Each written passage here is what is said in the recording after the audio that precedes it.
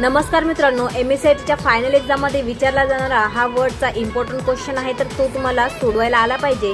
तर पहा कशा प्रकारे सॉल्व्ह करायचा आहे या क्वेश्चनला। काय म्हटले या क्वेश्चनमध्ये व्यवस्थितरित्या वाचून घ्या।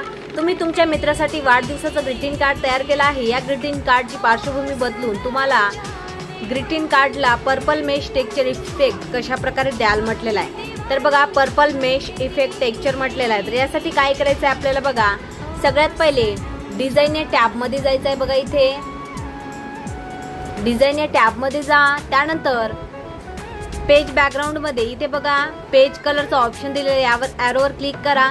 त्यानंतर फिल इफेक्ट्स मध्ये जायचं आहे। फिल इफेक्ट्स मध्ये गेल्यानंतर इथे बघा हा फिल इफेक्टचा डायलॉग बॉक्स ओपन झालेला आहे। यामधून टेक्स्चर मध्ये जायचं आहे आणि यामधून आपल्याला काय म्हटलेलं आहे, पर्पल मेश।